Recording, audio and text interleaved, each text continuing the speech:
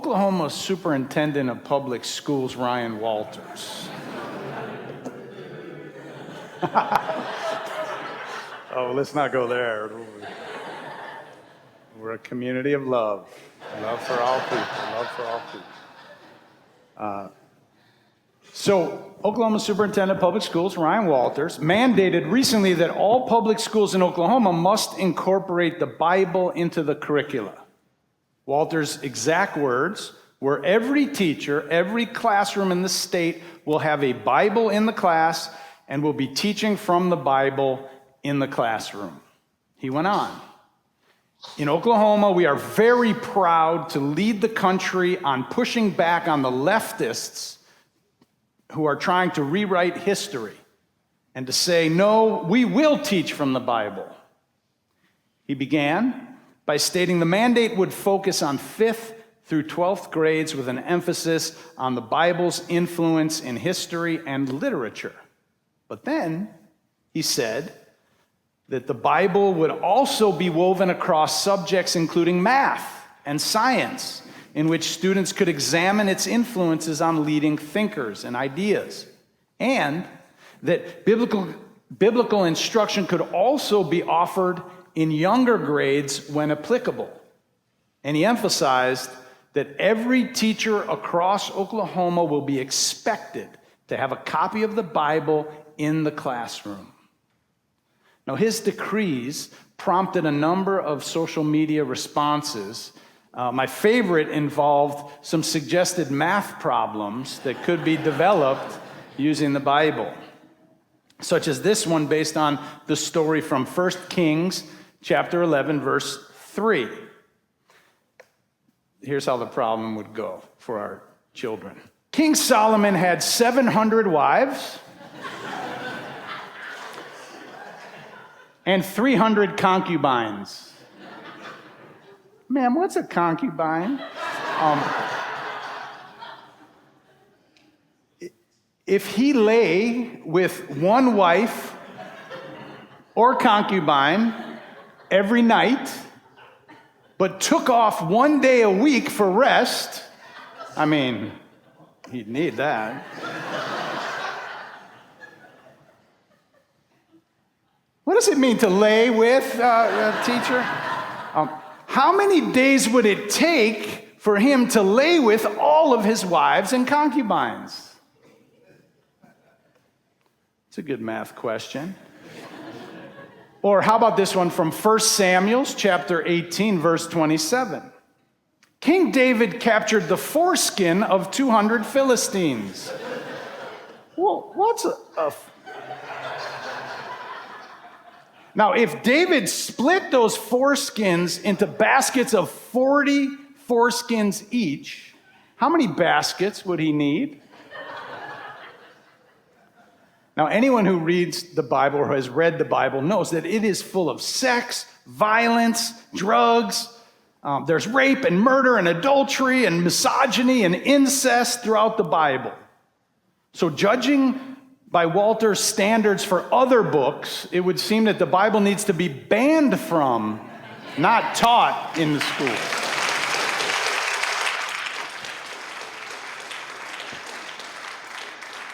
I'm just saying. But here's one more math problem that I think every Unitarian teacher and every science teacher would definitely want to use in order to broaden their students' minds about arithmetic and science, and also about the ridiculousness of taking the Bible literally. Here it is. There are 8.7 million animal species on Earth.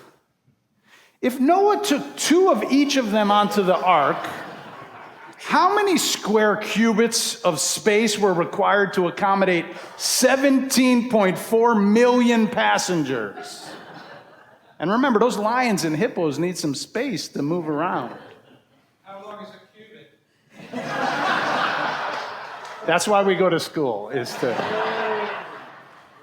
So to be very honest, I believe that my Baptist neighbors would not want their children's Unitarian teachers to teach them the Bible any more than I know my Unitarian parents would want the reverse. Not to mention that it is completely unconstitutional. And yes, and we're going to spend bucket loads of tax dollars to fight this in court when our schools are incredibly underfunded as they are, and that money could be used for so much more. Oklahoma schools, by many accounts, are 49th in the nation.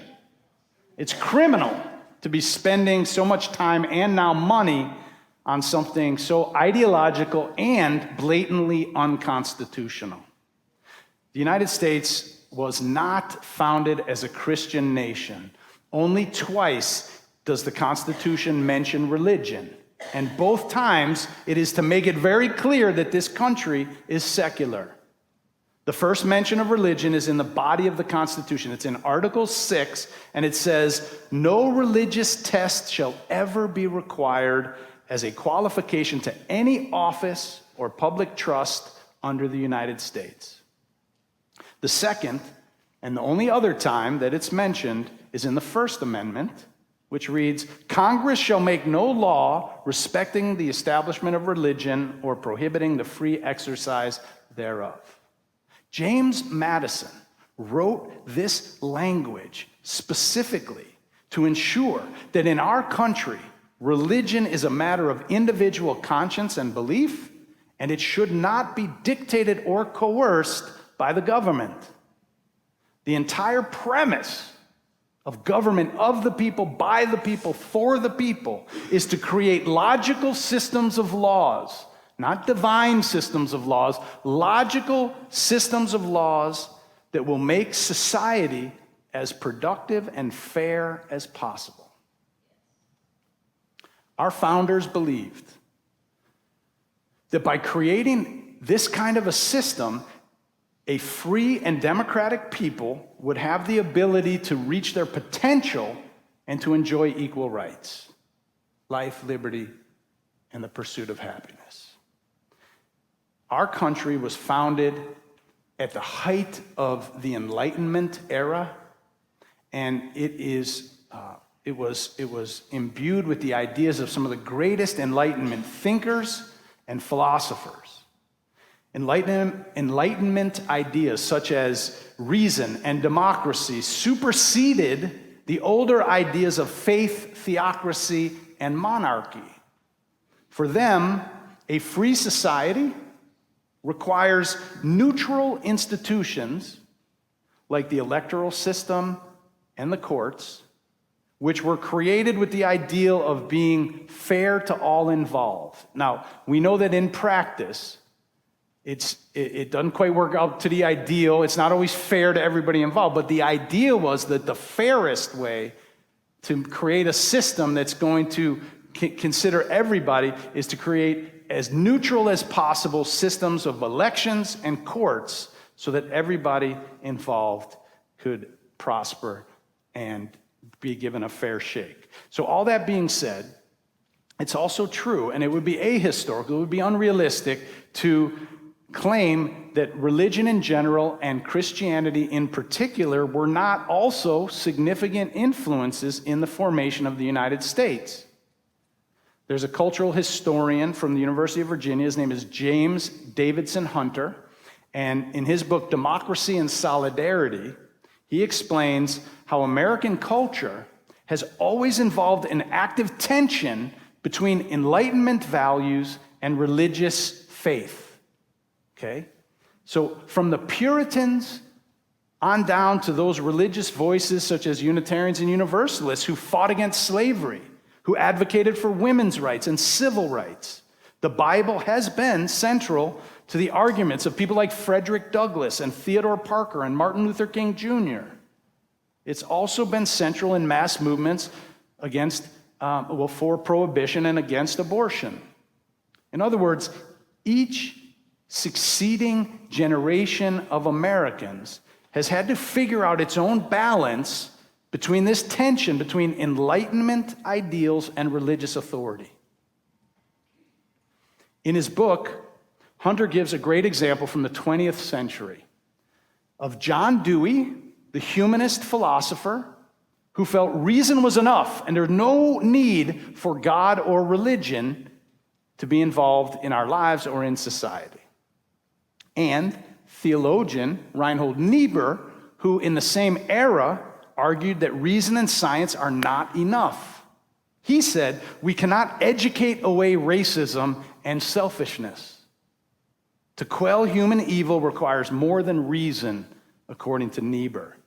Now, however, even though these two debated very strongly the nature and the importance of God and religion, they both agreed that there is something called truth. They agreed on both sides. There is truth that we need to listen to, talk about, acknowledge that it exists. And they also agreed that it was important to have a society that was based on ideals of fairness and justice and some kind of moral, ethical order. So despite their ideological differences, they were both working within a common cultural framework. Dr. King may have been the last of the great public figures who effectively spoke from both sides of this American dialectic. He leaned into America's Enlightenment values when he spoke of the unpaid promissory note of the Declaration of Independence and its promise for life, liberty, and equality. And he also spoke from the biblical notions that there's a spark of God which resides in all people. He was able to speak to both sides of this tension in American society that's been there from the very beginning. But since Dr. King's assassination in 1968, our country has slowly drifted further and further into identity politics, where those who oppose each other are not just opponents, but are enemies. As Fareed Zakaria wrote recently in a new book, great new book that he's got out called The Age of Revolutions. He says there are two contrasting narratives of the 1960s. In one of these narratives, America was racist, patriarchal, and puritanical with regard to sexuality until the brave, joyous protesters of the 1960s liberated us. And on the other narrative is of a golden era of patriotism and duty and respect for authority that was wrecked by draft-dodging, pot-smoking, hippies turned yuppie lowlifes. So this, 1960s, the Vietnam War, the Civil Rights Movement, this was the onset of the rise of identity politics and the growing polarization that has existed ever since and has continued to grow. Now, by the 1970s, the culture war that divided the country was no longer about the Vietnam War or the Civil Rights Movement. It now focused on abortion, contraception, feminism, and gay rights. It's important to understand that at the end of the Civil Rights Movement, many Southerners and Christian conservatives had lost their sense of moral superiority. They had just been exposed for having supported Jim Crow laws, spitting on little girls like Ruby Bridges who were trying to get into schools. And they had argued that black people are inferior. The country as a whole had deemed them wrong and their positions as immoral. So suddenly, they began to take up issues to paint liberals as the immoral ones. They didn't want to be seen. Wait, we're the problem in American society? We're the immoral ones? No, wait, it's not us, it's them. Suddenly, abortion and contraception and homosexuality began to be heard in pulpits, often for the first time. Those liberals, they said, were the ones corrupting our culture, ruining our America. You see how they flipped the script? You see how the sides began to form? New York Times author David Brooks explains that people on the right and on the left began to identify themselves within a particular kind of moral story. This is a story in which my political group is the victim of oppression and the other groups are the oppressors. There are those bad guys over there, and there are us good guys over here, regardless of where you stand. The story provides a sense of belonging for everybody. It provides social recognition. On the left, we have black folks, Native Americans, women, and those in the LGBTQ plus communities and their allies who are fighting for equality. And anyone who denies it is by definition bad. And on the right, there is a growing group of people who are predominantly white, identified. Many who identify are people who are in rural America. They're often Christian and also include many who do not have a college education, who feel that they are being oppressed by political and cultural elites who denigrate them and their culture and their way of life and their values, and who seem to want to eliminate or replace it. They say that they don't feel like they belong anymore in their own country, and they resent it, and they want it back. The problem with identity politics is it's undermining our democracy. It's destroying our sense of social cohesion, our common understanding of culture and truth and values. Democracy, however, is based on the idea that we debate opposing ideas and let the best ideas rise to the top. But if people believe that those who disagree with them are threatening their way of life and their very existence, and they feel that they cannot be protected by this democracy and the democratic system and the democratic process, then they have incentive to turn to violence or authoritarianism, and it becomes more appealing and much more likely. Ryan Walters, placing Bibles and the Ten Commandments in the schools, is about planting a flag to mark the territory in this destructive battle. He's a Christian nationalist. These folks believe that America was given by God to white European Christians to save the rest of the world and anyone else who doesn't yet understand the world the way they do. It wasn't given that mission by God as they were. And anything or anyone who these people fear is challenging their dominance, the dominance of white Christian culture, is seen as a threat. Not only a threat to them, but a threat to God. In America, they're entitled to their opinion. They're entitled to their religion, but they're not entitled to force it onto anyone else.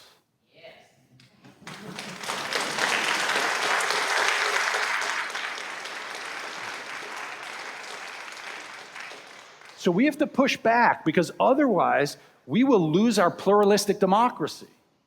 We are a nation made up of people of all nations. We are a country that has people of all religions, all faiths, and makes a point of allowing people to have the freedom to believe and live their life as they see fit, as long as they're not doing harm to anyone else.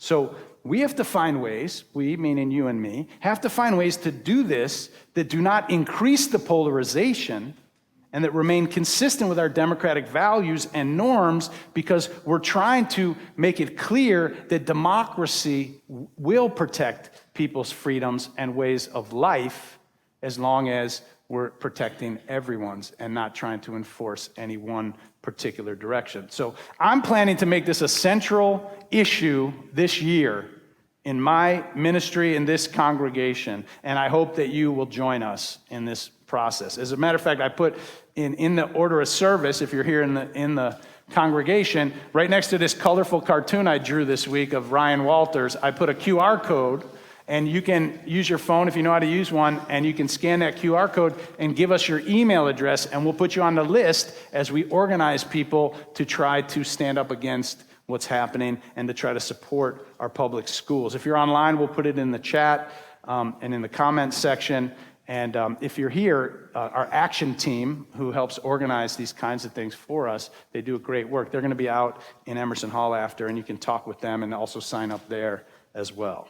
We cannot let our children and their schools continue to be pawns in a culture war that is tearing apart our democracy and that is destroying our system of public education. Our education system has real problems and real needs that need our time and our attention and our money. Our children, the school class sizes are huge. We can't find enough accredited teachers. We don't have enough money to pay teachers. We have not enough textbooks and supplies and even food for some of our children. So there's a lot of needs right now out there. In fact, when we talk to parents, when our action team goes out and does house meetings and talks to parents around our community to find out what are the issues on their minds, nobody mentioned Bibles being in schools. They mentioned these other issues, and they also mentioned things that a lot of us wouldn't think about. That there's the problem of stray dogs in the community, which makes some kids scared to go to school, so they stay home, and then you have higher truancy. So these are the real issues that our families are facing that we need to support them in, so that we can have better supported education and a more thriving democracy with public education. So we have to work within our generation to reestablish a healthy balance in this tension between Enlightenment ideas and religious morality. I was talking to a friend this summer, in fact, about what was going on in Gaza and the Middle East and Israel, and he described it this way. He said, it's a proxy war between Iran and the military Islamic fundamentalism versus America and freedom and democracy. He said, that's what's really going on over there, and we're all watching. Now, another friend piped up and said, well, when I see the controlling of American women's bodies across the United States and the banning of books and the introduction of religion into the public schools and the backlash against the LGBTQ plus communities here at home, I'm beginning to wonder how much longer we will be much different from the images we have of militant Islamic fundamentalists. We have Christian militant fundamentalists in this country who are trying to dictate their values on the rest of us, our reproductive rights, and how we live our lives, build our families, structure our schools, what we teach our children. So this is serious, and we're beginning to look a lot more like some of these countries that we used to think were the enemy or were doing it so different from the American way of life. So now, I do want to say, for those who are wondering, why would All Souls get involved? Why would a minister like me get involved in public education and this issue? And I want to mention that you may have noticed that a lot of schools across the United States, including here in Tulsa and Oklahoma, are named after famous Unitarians like Emerson and Thoreau and Horace Mann. That's because our forebears, including Elizabeth Peabody and many others, were pivotal in the establishment of public education in the United States in the 19th century. This congregation was pivotal in the ending of segregation of Tulsa public schools in the 60s and 70s.